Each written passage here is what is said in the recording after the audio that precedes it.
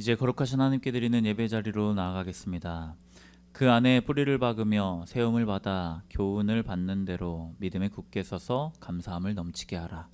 하나님은 영이시니 예배하는 자가 영과 진리로 예배할지니라. 아멘. 이 시간에 우리 일어나셔서 힘차게 박수치며 찬양할 때에 오늘은 새로운 찬양인데요, 주의 얼굴 주의 사랑이라는 찬양입니다. 이 찬양의 가사를 보면 주님을 사랑한다고 우리의 마음과 정성을 다해서 주님께 예배한다라는 이 고백을 하고 있습니다. 이 찬양 함께 하면서 우리 또 은혜 가운데 나아가길 소망합니다.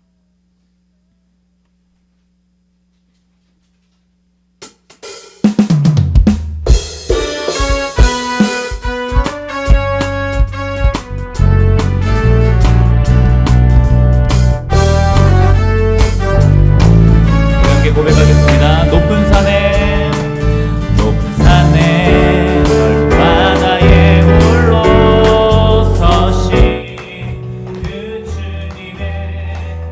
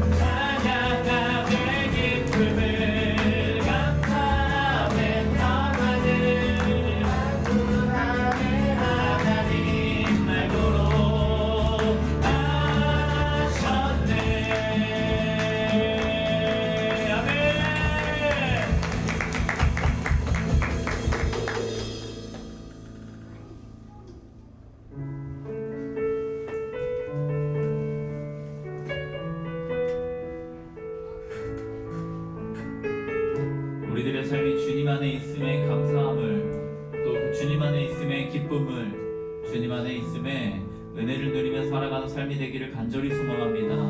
하나님 언제나 우리와 함께 하시고 그 은혜의 자리 가운데서 우리를 사랑하시고 또 우리를 살리시는 줄로 믿습니다. 그 자리가 언제나 그 주님의 일하심의 자리임을 기억하며 나가길 간절히 소망합니다. 사랑해요. 사랑해요. 신실하신 나의 주님, 나의 삶 주님 안에 있네. 눈을 뜨는 아침부터 나 잠들기까지 오선하신 주를 노래하리. 사랑해요.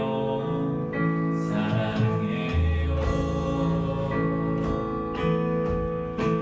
신실하신 나의 주님, 나의 삶 주님 안에 있네.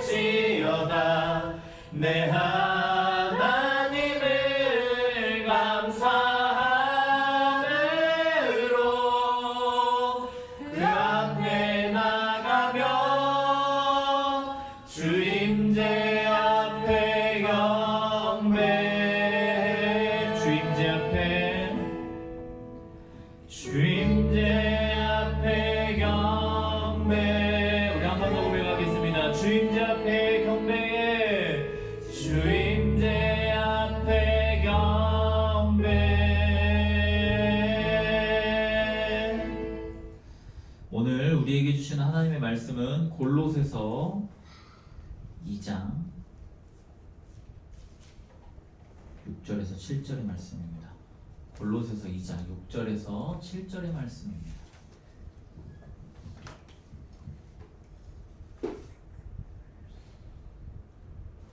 네, 우리 다 찾으셨으면 한 목소리로 봉독하도록 하겠습니다. 자, 골로새서 2장 6절에서 7절의 말씀입니다. 시작. 그러므로 너희가 그리스도 예수를 주로 받았으니 그 안에서 행하되 그 안에 뿌리를 박으며 세움을 받아 교훈을 받은 대로 믿음에 굳게 서서 감사함을 넘치게 하라. 아멘. 오늘 본문 말씀 가지고 주님만으로 충분합니다 라는 제목으로 말씀을 선고하려고 합니다. 우리 한번 다 같이 따라해 보실까요? 주님만으로 충분합니다. 주님만으로 충분합니다. 네.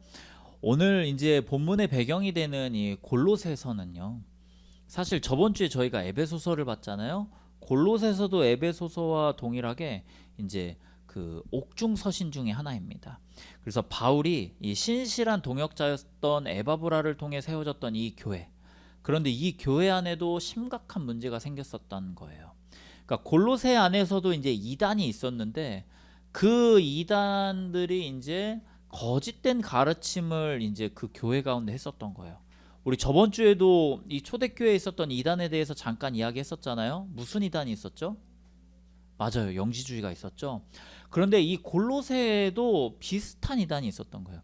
이 거짓 가르침의 핵심은 이렇습니다. 그러니까 예수 그리스도를 믿는 것만으로 충분하지 않다라는 거예요. 혹시 사진을 제가 준비했나요? 그들이 주장했었던, 네, 맞아요.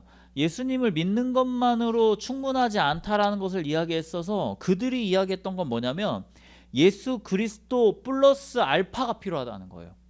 그런데 그들이 주장했었던 이 플러스 알파가 뭐였냐면 영지주의랑 좀 비슷해요. 뭐냐면 신비로운 철학적 사고를 가져야 된다는 거예요. 그러니까 조금 더 고차원적인, 그러니까 직선적으로 그냥 예수 그리스도를 믿으면 돼요 이게 아니라, 하지만 그 안에 주어진 그 무언가 있다는 거예요. 자꾸 이런 이야기를 하는 거예요. 그래서 세상의 철학과 어떤 헛된 속임수를 이야기해요. 두 번째, 그냥 그렇게 살아가는 것만으로는 되지 않아. 그래서 무엇을 이야기하냐면 할례, 절기, 음식 규정들을 이야기해요.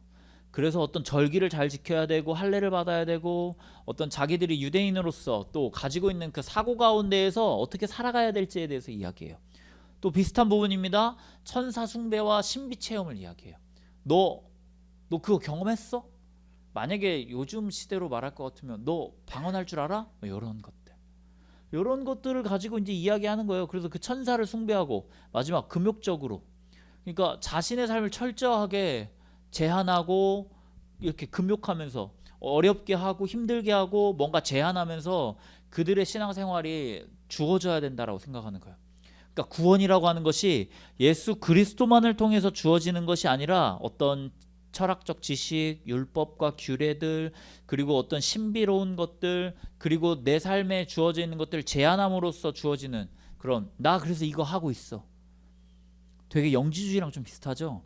이게 초기 기독교 안에서 가지고 있었던 되게 위험했었던 사상들 중에 하나인 거예요. 그래서 사실은 종교개혁을 하게 된 이유가 바로 이거예요. 이런 어떤 행위적인 것들이 아니라 우리가 진짜 말씀 안으로 돌아가자라는 것들을 이야기했던 거거든요. 그런데 이게 이제 어떤 문제를 주냐면 불안에 빠지게 한다는 거예요. 그러니까 지금 나는 내가 이것만으로 괜찮을까? 라는 걱정, 이 퀘스천을 주는 거예요. 괜찮을까? 이런 생각들. 그러니까 내가 예수를 믿는 것만으로 괜찮을까? 하는 거죠. 어떤 성과, 스펙, 혹은 더 나은 인간관계, 안정적인 어떤 그런 경제력. 하지만 이런 게 아니라는 거죠. 여러분, 이런 것들을 채워야만이 내가 신앙생활할 수 있는 사람이라면 사실 이 예배 가운데 어떤 그런 자격을 부여받을 수 있는 사람은 몇 되지 않을 거예요. 그리고 그 기준 자체도 어떻게 세워야 될지도 모르겠고요. 그런데 오늘 말씀에서 6절과 7절의 이 말씀에서 정확하게 이야기하는 거예요. 뭐라고 이야기하냐? 그러므로 너희가 그리스도 예수를 주로 받았으니 그 안에서 행하라. 그 안에 뿌리를 박으며 세움을 받아 교훈을 받은 대로 믿음에 굳게 서서 감사함으로 넘치게 해라. 그러니까 이 두 절 안에 이야기하는 거예요. 야, 더하거나 채우거나 높아지려는 그 말이 하나도 없는 거예요. 너희가 예수 안에 그리스도인이라면 말씀도 봐야지, 기도도 해야지, 봉사도 해야지, 찬양도 해야지, 제안해야지, 신비체험도 해야지, 뭣도 해야지, 너 알아야지, 이런 이야기를 하지 않아요. 그냥 그 안에 뿌리를 박으며 세움을 받고 교훈을 받고 그 안에 믿음으로 굳게 서서 감사함으로 살아가라, 이 이야기만 하는 거예요. 여러분, 받는 거예요. 뿌리를 내리는 거예요. 감사하는 거예요. 이게 그리스도인이 가져야 될 삶의 모습이라는 겁니다. 그래서 우리가 첫 번째로 먼저 기억해야 되는 것 중에 하나는 무엇이냐면, 그리스도 예수를 주로 받았으니 신앙의 출발점을 다시 세울 수 있어야 돼요. 그러니까 이 바울이 골로새 성도들에게 지금 당장 하라고 하는 것은 무엇을 하라는 게 아니에요. 그냥 6절 말씀에 보면은 처음으로 돌아가라 라고 이야기해요. 그러므로 너희가 그리스도 예수를 주로 받았으니 그 안에서 행해라. 여러분, 이게 우리가 가져야 될 처음 모습인 거예요. 여기에서 말하는 받았으니와 행하되, 이 두 가지의 동사가 나오거든요. 근데 이 두 가지의 동사, 받았으니와 행하되, 여기에서 말하는 이 핵심 동사에서 이야기하는 것 중에 보면 받았다는 것은요, 과거에 일어난 이야기예요. 너희가 그 은혜를 받았잖아. 너희가 그 말씀을 받았잖아. 너희가 그 사랑 가운데 받았잖아. 그런데 이 행하되는요, 지금 뭐예요? 지금 해야 되는 것들인 거예요. 그러니까 여러분, 받았지 않았습니까? 그럼 행하라는 거예요. 그럼 과연 무엇을 행하라 라는 거죠. 예수를 주로 받았으니, 여러분, 우리가 주님 안에 예수를 그 주로 고백하며 나아가는 것을 행해야 될 줄로 믿습니다. 여러분, 예수가 나의 주님이시다 라고 말하는 것은요, 진짜 자신의 정체성이 무엇인지를 고백하는 사람이라는 거예요. 그러니까 주라고 하는 단어가 헬라어에서 이제 들어봤을 건데 퀴리오스라고 하는 단어를 쓰거든요. 그러니까 오 나의 주님이시여라고 말할 때 그 퀴리오스라는 단어를 써요. 근데 이 퀴리오스라고 하는 단어가 쉽게 쓸 수 있는 단어가 아니었던 거예요. 왜 그러냐면 로마 제국에서 퀴리오스라는 단어를 썼을 때 어떤 단어를 붙여서 썼냐면 카이사르는 나의 주님이다 라는 단어를 쓸 때 썼던 거예요. 그러니까 로마의 황제는 우리의 주님이시다 라는 단어를 쓸 때 붙였던 단어가 퀴리오스라는 단어예요. 그런데 그리스도인이 여기에서 예수 그리스도를 퀴리오스라고 붙인다라고 하는 것은 무엇이냐면, 우리의 삶의 진정한 통치자는 로마에 있었던 그 카이사르가 아니라 예수 그리스도라는 걸 이야기하는 거예요. 그러니까 예수가 나의 주님이시다라고 말하는 것은 자신의 목숨을 내어놓고서 이야기할 수 있을 법한 진짜 자기의 정체성이라는 거죠. 여러분은 여러분의 삶 가운데 예수가 나의 주님이라고 고백할 수 있습니까? 나는 고백하면서 살아가나요? 생각보다, 그런데 그 순간에 예수 그리스도가 나의 주인이라는 것을 고백하지 못하는 경우가 좀 더 많은 것 같아요.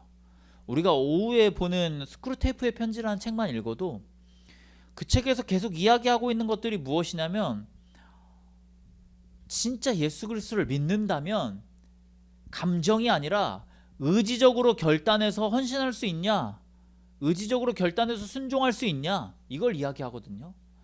여러분, 내가 좋아하고 내가 원하고 나에게 필요한 것을 찾아가는 것이 아니라, 내가 그냥 진짜 나의 주님이라고 고백하는 것 때문에 내가 그 어렵고 두렵고 불편한 그 자리를 향해 나아갈 수 있냐, 이걸 이야기하는 거거든요.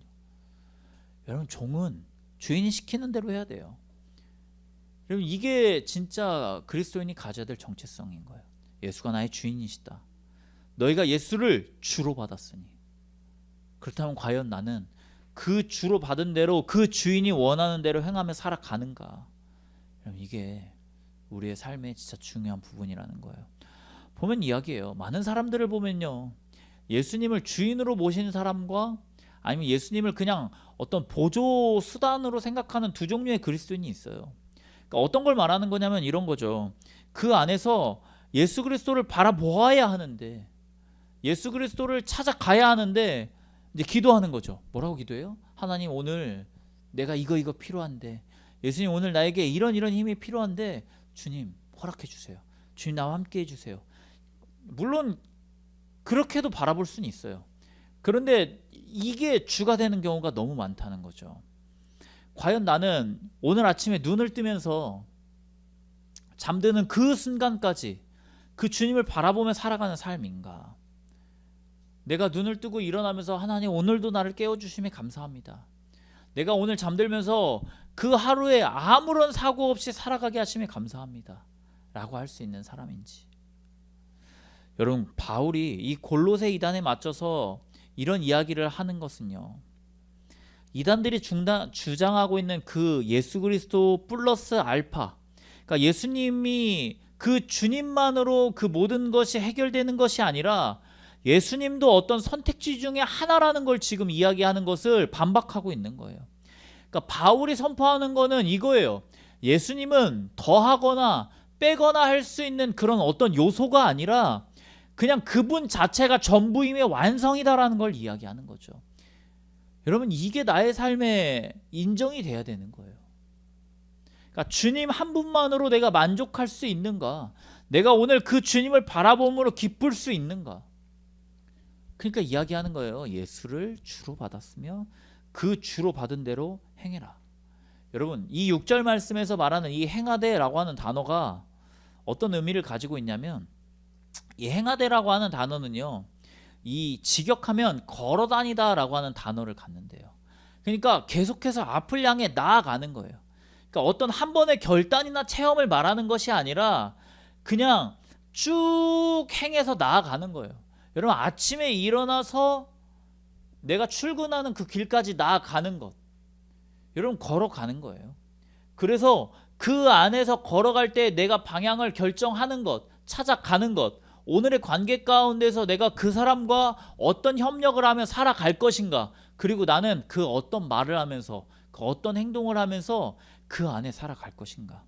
여러분, 이게 행하되라고 하는 단어를 쓰는 거예요. 그러니까 너희가 예수를 주로 받았으면 걸어가라. 그럼 무엇을 향해 걸어가겠습니까? 어디를 향해 걸어가겠습니까? 걸어가는 그 순간 가운데에 여러분은 어떤 선택을 하며 어떤 말을 하시겠습니까? 여러분, 그래서 여기에서 우리는 어떤 질문을 해야 되냐면, 예수님이라면 어떻게 하셨을까? 주님이 지금 나에게 원하시는 선택은 무엇일까? 여러분, 이걸 고민할 수 있어야 되는 거예요. 고민되지 않나요? 저는 고민되거든요. 오늘 제가 실패한 것 중에 하나가 무엇이냐면, 제가 주일엔 좀 일찍 일어나거든요. 오늘은 알람을 3번이나 유예했습니다. 왜 그랬는지 모르겠어요. 그런데 진짜 이 2026년에 들어서 처음으로 주일에 뭐라고 할까, 알람을 3번이나 껐던 저를 보면서 오늘 내가 왜 그랬을까라는 생각을 했어요. 여러분, 이런 느낌이에요. 오늘 아침에 일어나는 순간부터 내가 무엇을 할까? 어떤 연락이 왔나? 어떤 것들이 생겼나? 여러분, 그런 걸 확인하기보다 하나님의 말씀 가운데 오늘 나를 살게 하심에 감사하다라는 고백을 할 수 있는 것, 오늘 하루를 정리하면서 나와 함께 하셨던 주님을 바라볼 수 있는 것, 여러분, 찬양의 소리가 흘러나게 하고 기도의 소리를 읊조리고, 어떻게 보면 카페에 갔을 때 커피향이 확 왔을 때 기분이 좋잖아요. 그런 것처럼 나를 누군가 만났을 때에 예수 그리스도의 향기가 확 나타나게끔 살아내는 것, 여러분, 그게 오늘 우리가 살아가야 될, 주님을, 예수 그리스도를 주로 받은 사람이 나아가야 될 방향이 아닐까 생각합니다. 그렇게 살아갈 때 말씀은 이야기합니다. 뿌리를 받고 세움을 받으라고. 여러분, 그렇게 뿌리를 받고 세움을 받은 삶을 살아가는 그리스도인 되기를 소망합니다. 오늘 7절 말씀을 우리 한번 다 같이 읽어보겠습니다. 7절 말씀입니다. 시작.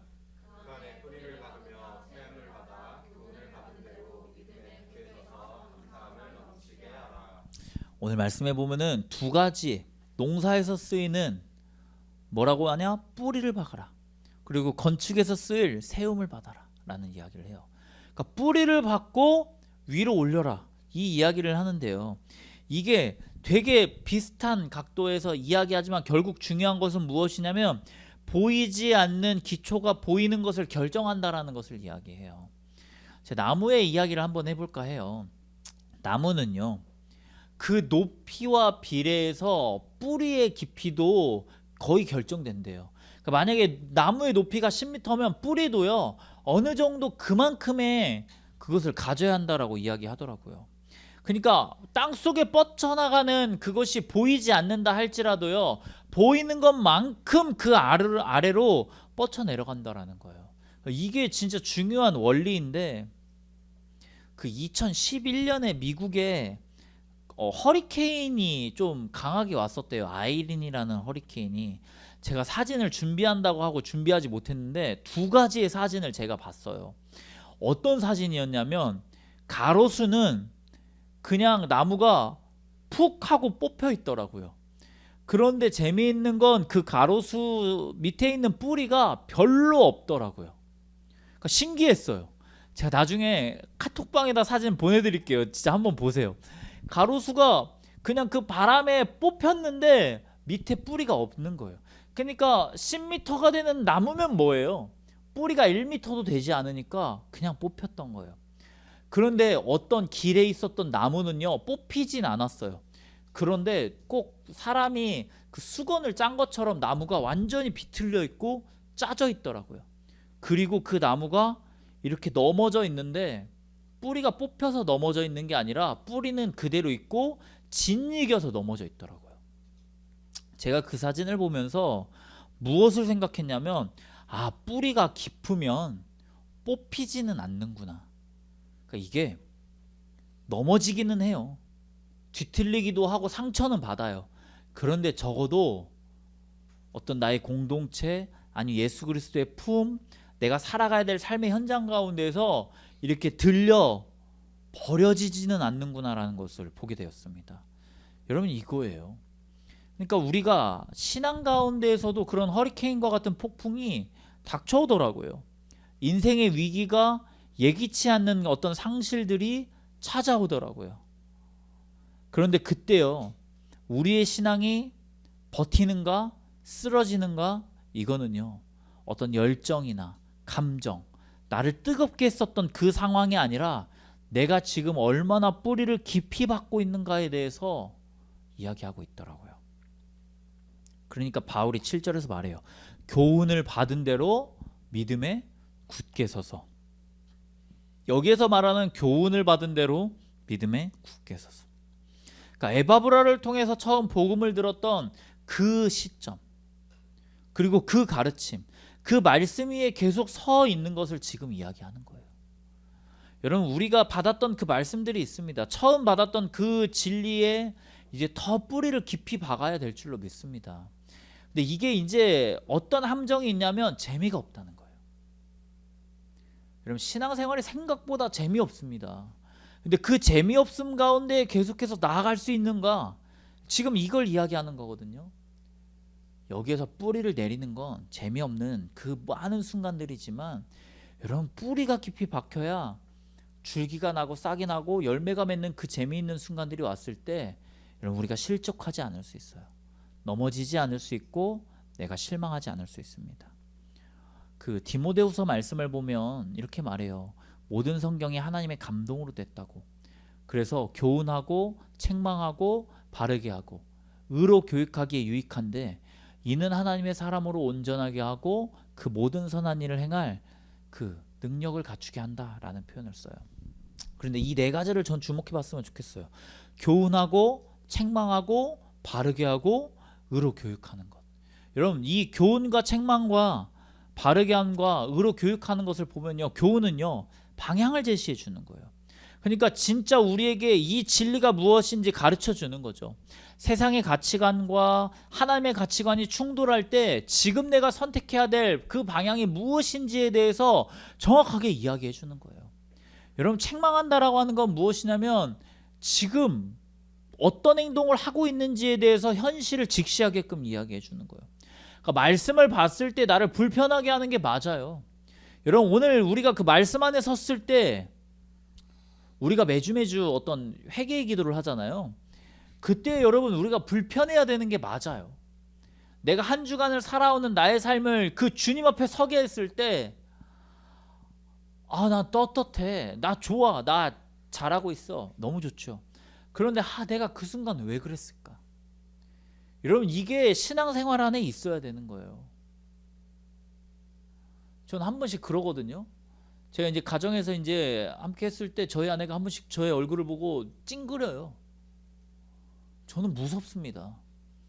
내가 무엇을 잘못했을까? 그러면 조금 있다 1분 후에 그 표정을 푸시면서 그래요. 그냥 해봤다고. 근데 이게 얼마나 무서운 건지 아세요? 그녀가 얼굴을 찡그렸을 때 나의 삶의 모든 부분이 되돌아봐져요. 내가 들어오면서 무엇을 잘못했을까? 내가 오늘 그에게 무엇을 잘못했을까? 내가 오늘 해야 될 일을 무엇을 안 했을까? 여러분, 근데 그가 표정을 풀었을 때 그 안도감과 그 평안함이 주어질 때, 아, 여러분, 이게 신앙생활이더라고요. 여러분, 되돌아보셔야 돼요. 교회에선 누구도 여러분을 향해 얼굴을 찌푸리지 않습니다. 제가 조금 불편한 존재가 될까요? 왜 그렇게 하셨어요? 라고? 그러면 그렇게 하시죠. 목사님은 잘하셨어요? 저도 불편하죠. 그런데 진짜요, 여러분, 누군가의 시선이 아니에요. 하나님의 시선이 지금 나를 향하고 있다라고 생각한다면 여러분, 이 예배당을 들어오면서 기쁘기만 할 게 아닙니다. 내가 오늘을 위해서 준비해야 될 것들이 과연 준비할 수 있을까? 여러분, 이게 책망함입니다. 이 교회가 책망함을 잃어버렸거든요.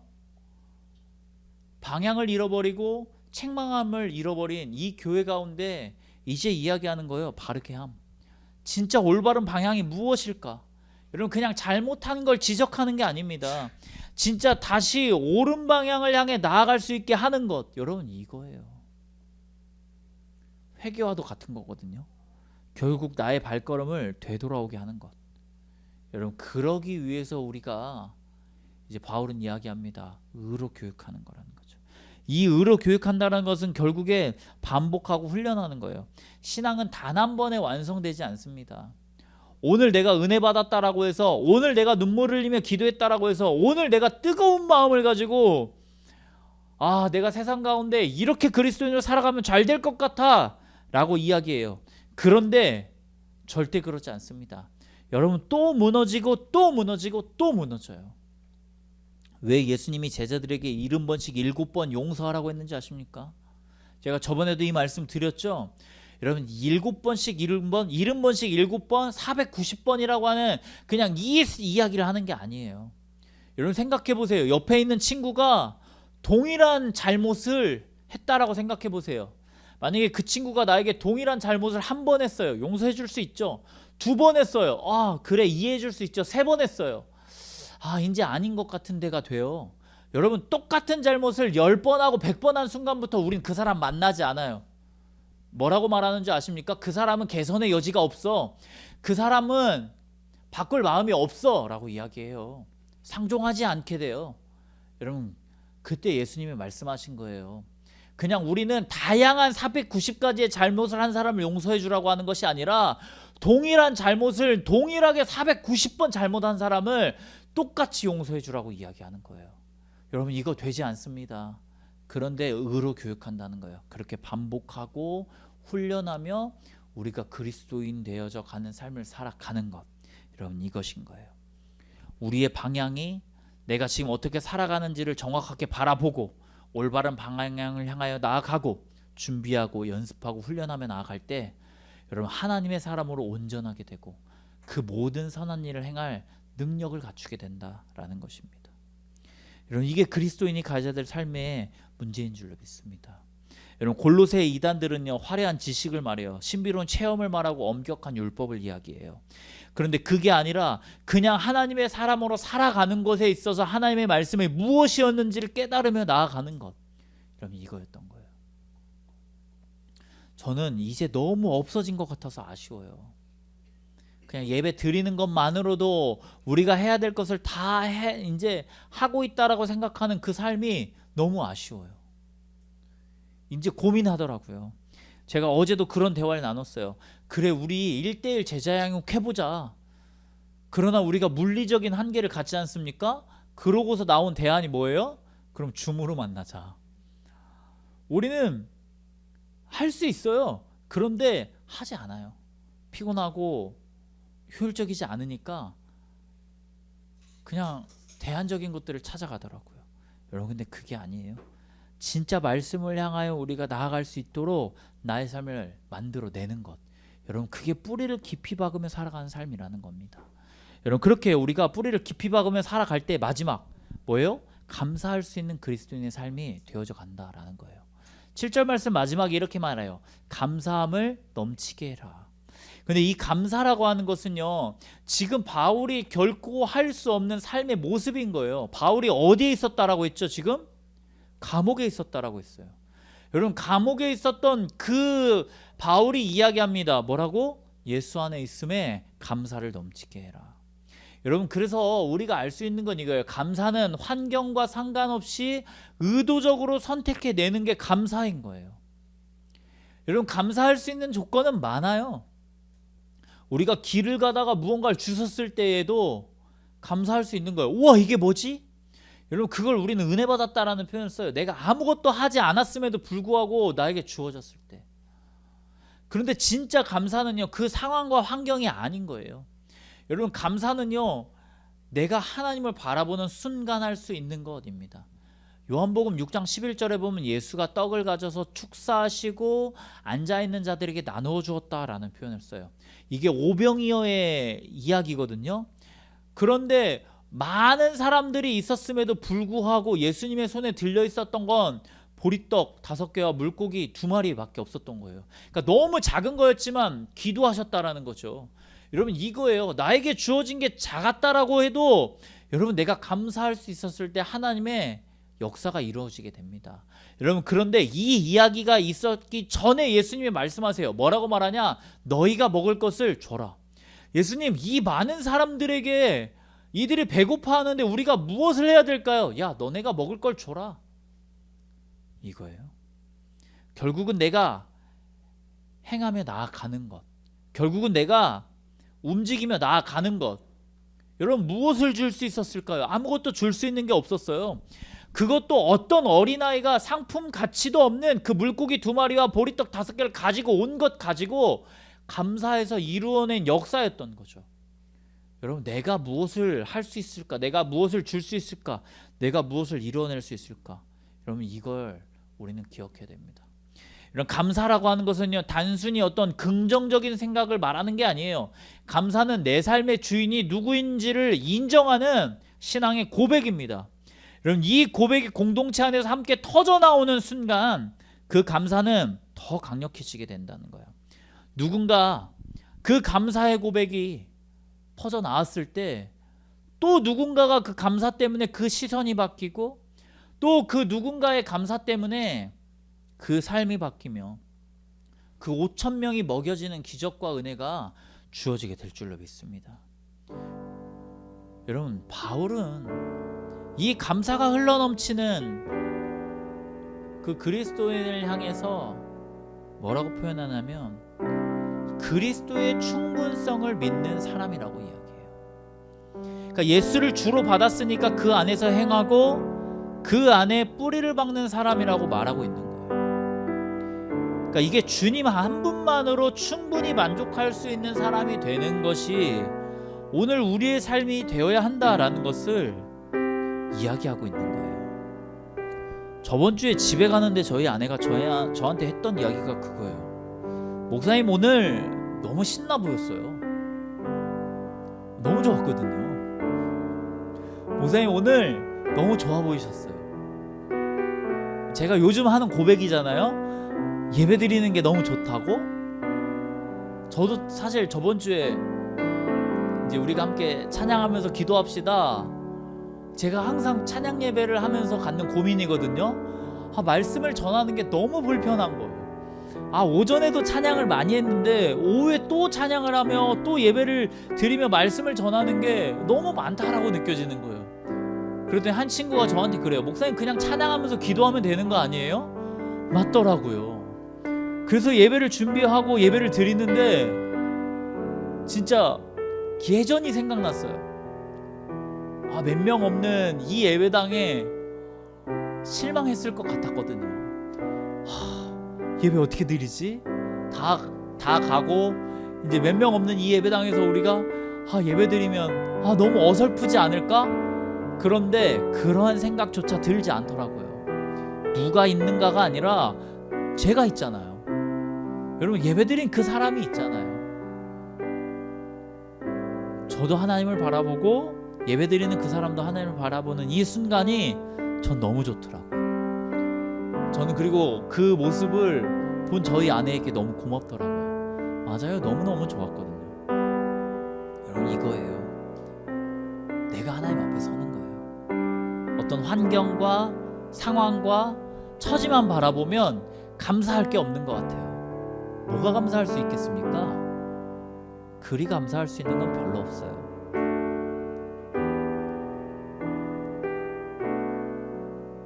그런데 하나님을 바라보니 감사할 것밖에 없더라고요. 그러니까 바울이 이야기합니다. 범사에 감사하라.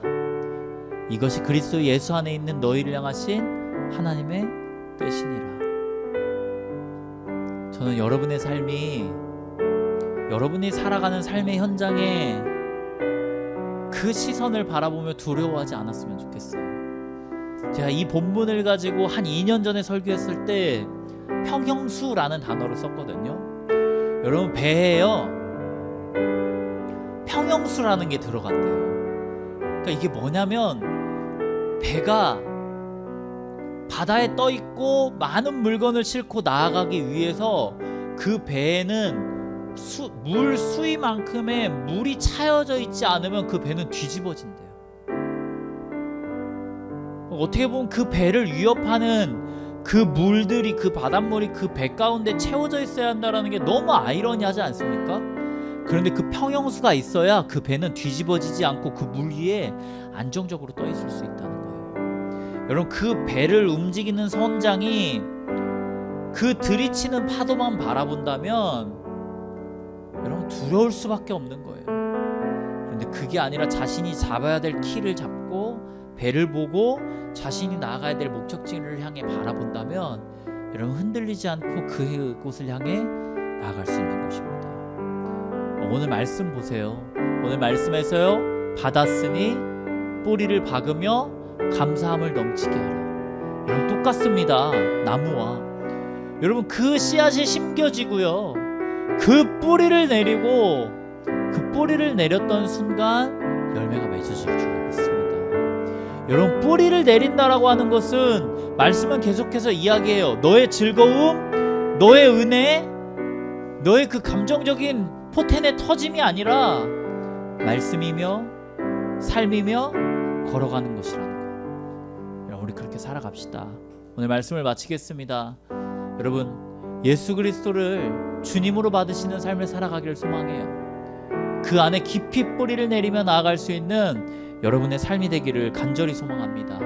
그렇게 감사함을 넘치게 하십시오. 세상 가운데 어떤 사람들은 말을 하면 할수록 불평만 나오거든요. 왜 불평이 나오는 줄 아세요? 그 안에 채워지는 것이 없었기 때문이더라고요. 그런데 우리는요, 예수 그리스도로 채워졌기 때문에 그 불평이 아닙니다. 그저 살아갈수록 더해지는 은혜가 오늘 우리에게 주어지기를 간절히 소망합니다. 이 시간에 충만이라고 하는 찬양을 함께 하려고요. 예수로 충만할 수 있는 우리가 되기를 소망합니다. 우리 함께 찬양하겠습니다.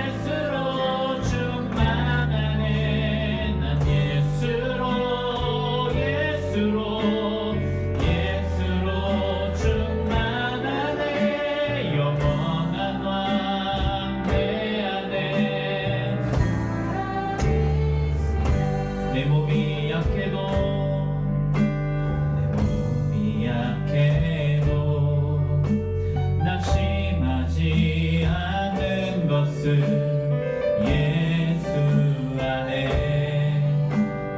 난 완전함이라.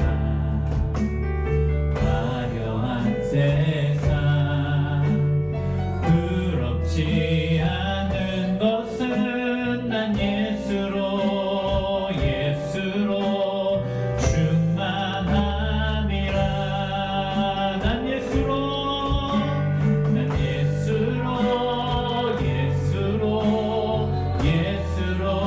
충만. 세상 모든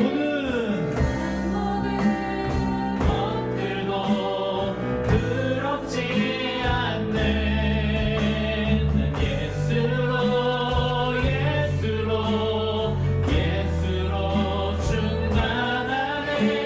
영원한 왕 내 안에 살아계신 난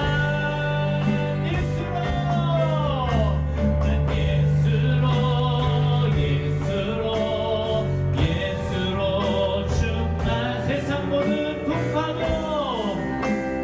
풍파도 두렵지 않네.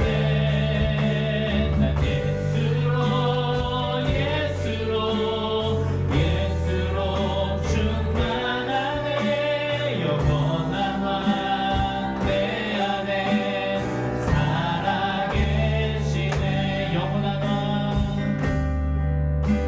영원한 왕 내 안에 살아계시네. 이 시간에 우리가 말씀을 기억하면서 함께 기도하겠습니다. 하나님 감사합니다. 믿음의 자녀들이 주님 앞에서 예수 그리스도를 주님으로 받아들이며 그렇게 그 주의 말씀 가운데 살아가길 소망합니다. 교훈과 책망과 바르게 함과 의로 교육함에 나의 삶이 주어지는 은혜가 되게 하여 주시옵시고, 그게 믿음으로 살아갈 수 있는 은혜와 살아계심이 오늘 나의 삶 가운데 주어지는 은혜임을 기억하며 나아갈 수 있게 하여 주시옵소서. 하나님, 세상의 풍파를 나의 눈으로 바라보는 것이 아니라 나의 가운데 가득 채워진 주의 은혜를, 주의 사랑을, 예수 그리스도의 능력을 바라보며 나아갈 수 있게 하시고 흔들리지 않게 하시며 온전히 예수 그리스도의 살아계심만을 누리며 나아갈 수 있는 우리들의 삶이 될 수 있게 해주시옵소서. 예수로 내가 예수로 충만하여지게 하시고 그 믿음 가운데 살아갈 수 있는 은혜가 있게 하시고 주님을 더욱더 바라보며 나아갈 수 있는 그 역사가 오늘 나에게 주어지게 하여 주옵소서. 주님, 귀한 성도들이 주님 앞에 예물을 드리며 나왔습니다. 이 예물을 통하여 주님 홀로 영광 받으시고 함께 하시며 이 예물이 쓰여지는 곳곳마다에 하나님의 이름과 하나님의 역사와 하나님의 살아계심이 주어지게 하여 주시옵시고 그렇게 주님을 더욱더 바라보며 나아갈 수 있게 하여 주시옵소서. 하나님, 이 성도들의 삶에 형통함이 있게 하여 주시옵시고 주님 때문에 살아가는 아버지 은혜가 주어지게 하시고 믿음으로 주님을 더욱더 바라보며 나아갈 수 있게 하시고 하나님을 찾으며 나아갈 수 있는 귀한 은혜의 삶을 살아가는 우리 온처치의 모든 성도들의 삶이 되게 하여 주옵소서. 이제는 우리 구주 예수 그리스도의 은혜와 하나님의 사랑과 성령님의 내주교통 인도하심이 언제나 주님을 바라보며 나아가기를 소망하는 온처치의 모든 성도들의 머리머리 위에 이제 세상 가운데 살아가며 뿌리를 받고 또 그 안에 자라나며 그렇게 열매를 맺으며 나아가기를 소망하는 온처치의 모든 성도들의 머리머리 위에 이제로부터 영원까지 함께 하시기를 간절히 축원하옵나이다. 아멘.